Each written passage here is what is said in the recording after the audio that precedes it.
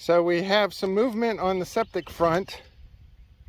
Normally we get emails from DHEC on Friday that say that they have not been able to come out because they're backed up. This is week 8 since we actually paid and got on the list. And we did not get an email, so at about 7 o'clock last night, Andrea's like, I want to go out to the site to see if they've been out here. So we came out, it was literally getting dark. It was between dusk and last light. And I came out here, saw the hole, knew we were going to be coming out today, so I was making the video today. So what I want to do now is see how deep they actually made the hole. So now you can see what the dirt is as far as they went down. The ground here looks like it's still all loamy, which is good. Loamy is really good soil for septic systems because it perks, but it doesn't perk too fast. So I got a tape measure and they went down 3 feet. So it looks like the hole's about 4 inches wide. And yep, 4 inches wide, and it's 3 feet. So what they do, at least in South Carolina, is they dig a hole and then they fill it full of water, and then they wait to see how long it takes to go down. As dry as it's been here, and considering the soil, it probably did not take that long at all. We were not concerned about it perking. It's just a formality that we have to go through. And in South Carolina, DHEC is the one that actually does the perk test, and they're the ones that design the septic systems. Mainly on how big the drain field needs to be. So what you do is you tell them how many bedrooms you got. They come out here, they do their perk test, and then they tell you how big your drain field needs to be. So hopefully we'll be getting that in the next week or so. All right, it rained a good bit on Monday up here. We had some pretty good thunderstorms, but it's not rained since. This has been extremely dry. Very dry spring. So we hauled 15 gallons of water back here today, and considering the back half of the property is farmed, we had to lug it all the way from the truck, which is over there. So we had to lug it all the way from there all the way to here, and it's going to be like that until we get a culvert. The good thing is we got this. This is a gorilla cart. We're going to use this instead of buying a wheelbarrow. It's rated for 1,200 pounds. It has obviously 4 wheels on it, and it could handle the 120, 150 pounds or so of the water, plus no problem. We have the little hills all over the place from where it was farmed last year. That was a little challenging to get over, but other than that, it hauled the water like a champ back here.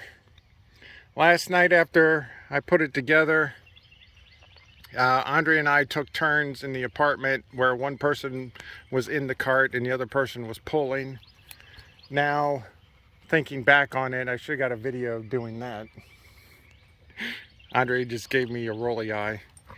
So we had one casualty, which is the lavender. We don't know if it's just not enough water or what. Andrea said it was kind of a sickly looking lavender to begin with. Sherlock's having fun as per usual. And there's the wooba, which is all disgusting. But everything else looks like it's okay. The cucumbers are looking good, the squash.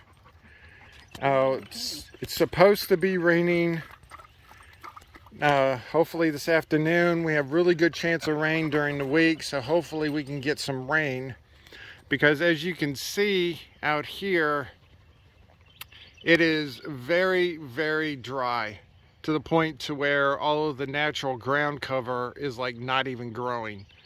That's how dry it is. Normally this time of year we get like 7 to 8 inches of rain in May, and we've gotten maybe 1 or 2, and April was really dry too. So unfortunately historically, when we've had very dry temperatures, very dry weather, we've had hurricanes, so hopefully we can break that tradition. But at least we're not at the coast. We're probably about, I'd say 40 miles from the ocean, so unless we get a very powerful hurricane that's a direct hit, we'll just get a lot of rain up here.